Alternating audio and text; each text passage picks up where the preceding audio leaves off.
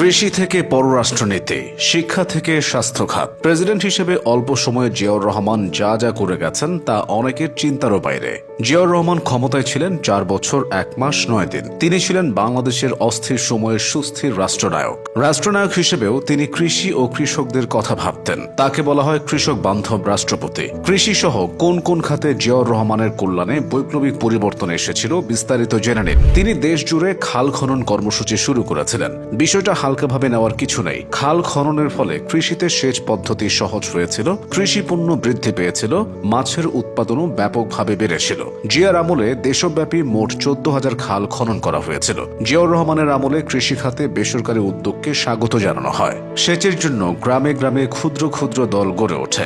একজন সেচ যন্ত্র কিনে অন্যদের চাষের জমিতে পানি সরবরাহ করত। কৃষকরা সহজে ঋণ পায় না। 50 বছর আগে তো আরো কঠিন ছিল। জিয়াউর রহমান কোনো জামানত ছাড়াই কৃষকদের জন্য ঋণ সুবিধা দিয়েছিলেন। তিনি 1977 সালে 100 কোটি টাকার একটি বিশেষ কৃষি ঋণ কর্মসূচি প্রণয়ন করেন। গ্রামীণ অবকাঠামোকে উন্নত করার জন্য জিয়াউর রহমান পল্লী বিদ্যুতায়ন বোর্ড প্রতিষ্ঠা করেন। এই কর্মসূচির উদ্দেশ্য ছিল বিদ্যুৎ ব্যবহার করে কৃষি সংশ্লিষ্ট সকল কাজ সহজে করা। জিয়ার সেই স্বপ্ন আজ পূরণ হয়েছে। স্বল্প সময়ে তিনি শিক্ষায় ব্যাপক জোর দিয়ে গেছেন। সাধারণ শিক্ষার পাশাপাশি তিনি মাদ্রাসা শিক্ষা নিয়েও ভাবতেন। তার আমলে 1978 সালে মাদ্রাসা শিক্ষা বোর্ড প্রতিষ্ঠিত হয়। জিয়াউর রহমান 1976 সালে দেশে একটি ইসলামী বিশ্ববিদ্যালয় প্রতিষ্ঠার ঘোষণা দিয়েছিলেন। তিনি সে কথা রাখেন। 1979 সালের 22 নভেম্বর তিনি কুষ্টিয়ায় ইসলামী বিশ্ববিদ্যালয়ের ভিত্তিপ্রস্তর স্থাপন করেন। বাংলাদেশের এখন যে রেমিটেন্স জোয়ার, এর শুরুটা হয়েছিল জিয়ার সময়। দক্ষ জনশক্তি সৃষ্টির উদ্দেশ্যে তিনি 1976 সালে বাংলাদেশ জনশক্তি কর্মসংস্থান ও প্রশিক্ষণ ব্যুরো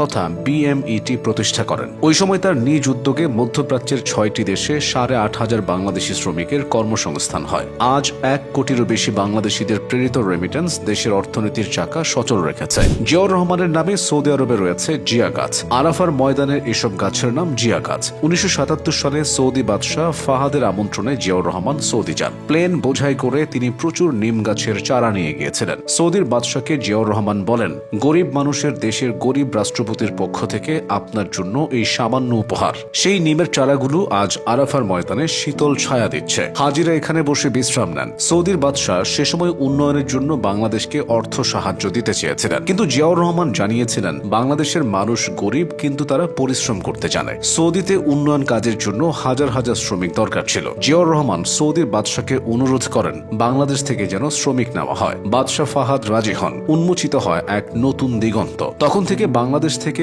লাখ লাখ মানুষ সৌদি আরব গিয়ে নিজেদের ভাগ্য বদলে দেশে ফিরছেন। আর বাংলাদেশের স্মৃতি হয়ে বহু নিম গাছ ছায়া দিয়ে চলেছে। স্বাস্থ্যসেবায় শহীদ রাষ্ট্রপতি জিয়াউর রহমানের অবদান অসামান্য।